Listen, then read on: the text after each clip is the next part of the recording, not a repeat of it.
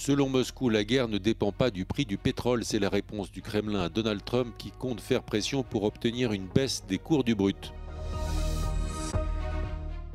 Israël a demandé aux États-Unis un délai supplémentaire de 30 jours pour se retirer du Sud-Liban.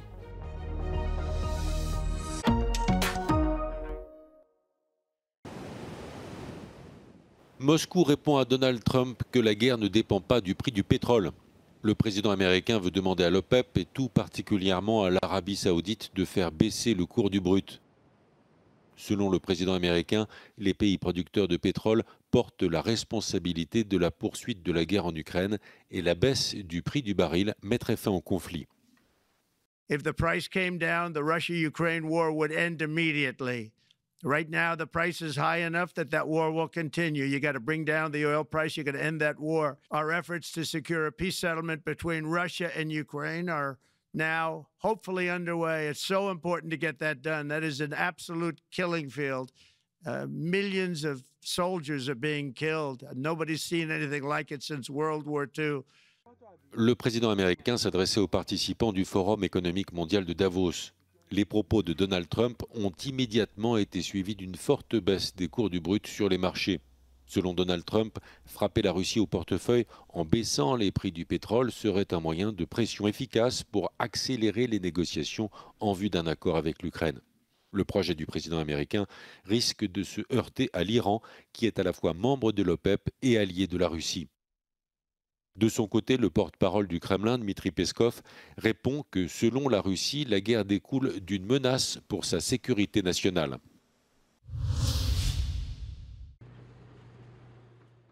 Viktor Orban pose ses conditions à la reconduction des sanctions européennes contre la Russie. Le Premier ministre hongrois exige que les Ukrainiens rétablissent le transit du gaz russe vers l'Europe, faute de quoi la Hongrie opposera son veto au maintien des sanctions contre Moscou.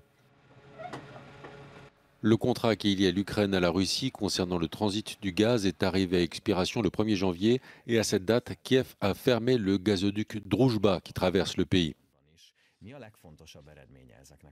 Azt kérjük, hogy mondassák ki az ukránokkal, hogy vissza fogják állítani a gázútvonalat. Tehát most lezárták, azt tessék kinyitni újra.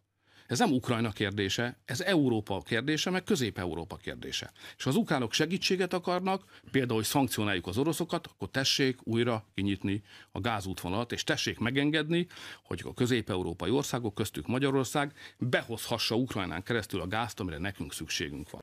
La fermeture du gazoduc Druzhba par l'Ukraine a peu de conséquences sur la Hongrie. Budapest reçoit l'essentiel de ses importations de gaz russe via Turk Stream, le tube qui part du sud de la Russie et passe par la Turquie. La décision sur la reconduction ou non des sanctions européennes contre la Russie doit être prise à l'unanimité des 27 avant la fin du mois de janvier.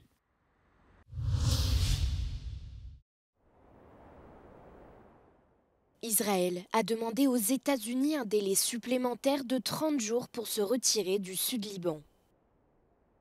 Cette demande survient quelques jours avant la date limite de 60 jours fixée par l'accord de cessez-le-feu avec le Hezbollah. Selon Israël, les termes du cessez-le-feu ne sont pas appliqués assez rapidement. Le Hezbollah, soutenu par l'Iran, exige une pression accrue pour garantir le retrait israélien d'ici lundi, comme prévu par l'accord. Le groupe chiite doit retirer ses combattants et ses armes de la zone et les troupes libanaises doivent se déployer dans la région. Mais Israël affirme que l'armée libanaise se déploie trop lentement et que des caches d'armes du Hezbollah sont encore découvertes, considérées comme une violation de l'accord. Quant à lui, le Hezbollah déclare qu'un report du retrait israélien serait inacceptable et constituerait une atteinte à la souveraineté libanaise. De son côté, le président américain Donald Trump insiste pour que le retrait ait lieu en temps et en heure.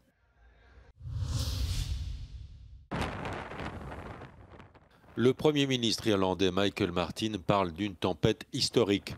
Les vents d'Eowyn balaient l'île à 135 km/h et les rafales les plus puissantes sont mesurées au-delà de 180 km/h. L'opérateur d'électricité ESB évoque d'importants dégâts sur les infrastructures et une longue période de remise en état à venir. Les aéroports irlandais affichent de nombreux vols annulés Et en Irlande du Nord, les écoles sont fermées et les trains sont à l'arrêt. Comme en Irlande, l'Écosse a placé certaines régions en alerte rouge et les autorités maintiennent fermés de nombreux établissements scolaires. Là aussi, les transports aériens et ferroviaires sont fortement perturbés et le sud de l'Angleterre s'attend à des inondations dans les jours à venir. Éowyn est la 5e tempête à frapper l'Europe cette saison.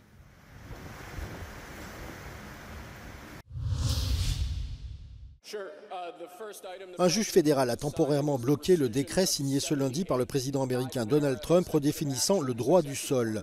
L'administration Trump soutient en effet que les enfants nés aux États-Unis de parents non citoyens ne sont pas soumis à la juridiction américaine. Il n'aura donc pas fallu longtemps pour voir la justice réagir. John Cunard, un juge de district américain basé à Seattle, a déclaré que le décret était manifestement inconstitutionnel et l'a bloqué pendant les 2 prochaines semaines. La décision a été rendue lors de la première audience d'une procédure de contestation de l'ordonnance déposée par 4 États américains et a été accueillie favorablement. This is fairly simple. This has been expressly determined by the United States Supreme Court, and Congress and multiple executives have looked at it and agreed. And so I was not surprised to see Judge Kunauer sort of dismiss the absurdity of the order and the absurdity of the president's action. Des avocats spécialisés dans l'immigration pensent que l'administration Trump veut mettre fin à la citoyenneté automatique à la naissance, et ce afin de dissuader l'immigration clandestine. Ils affirment que le décret, même s'il est adopté, n'aura aucune incidence sur l'immigration.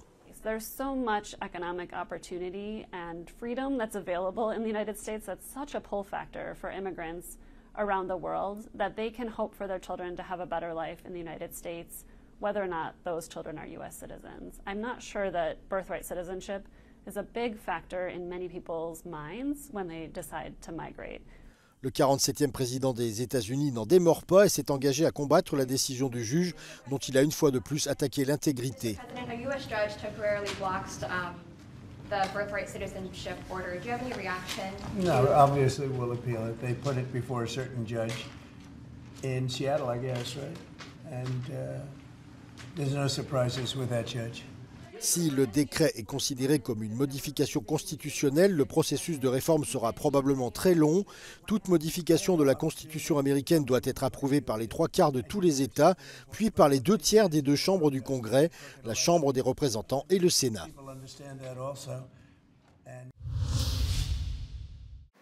Barry. Sasha. It's that time of the year. It's that time of the year, and can I personally welcome you to Barry's Piano Bar? Please do. That's not really my bar, but it's got my name on it. For how many years you've been coming now? You know what? I was trying to figure this out because it's been so long. I want to say that I've been coming here every year since 1996, I think.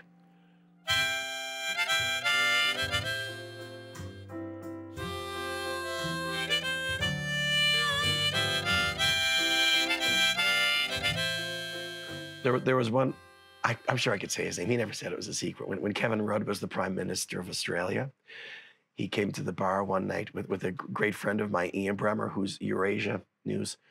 And they had a few drinks that night. And I looked at him, and he was sitting on the window ledge behind me, Mr. Rudd. And I said, hey, come on, why don't we sing Land Down Under together?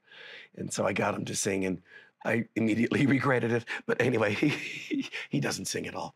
But we had a great time that night. So I can give a shout out to Kevin, if you're watching, by the way. What's the song that you think that you played the most at Davos? Is there some specific song that you have for the Davos crowd? There was. It's not so much now, but during the 90s and the early 2000s, Robbie Williams came out with the song Feel. And I don't know why that song became the song, but I don't know, it just became the song for the forum. People would always ask me for that song.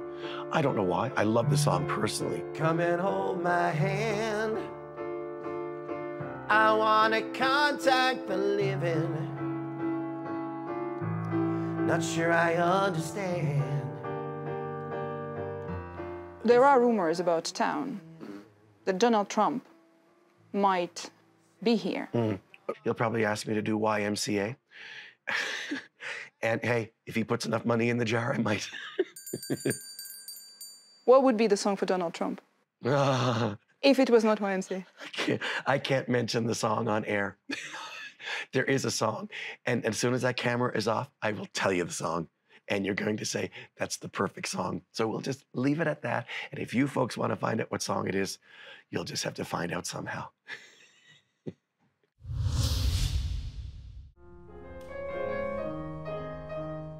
Le manuscrit de la ballade en fa mineur de Chopin est désormais entre les mains des Polonais. Il vient d'être acquis auprès de propriétaires privés à un prix tenu secret à l'issue de longues négociations.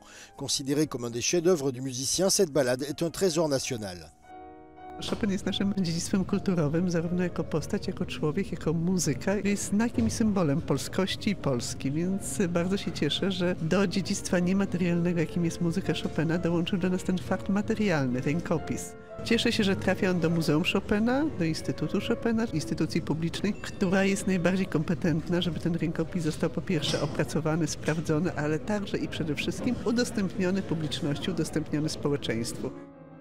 La partition originale sera présentée au mois de juin à Varsovie dans le cadre d'une exposition baptisée La vie romantique.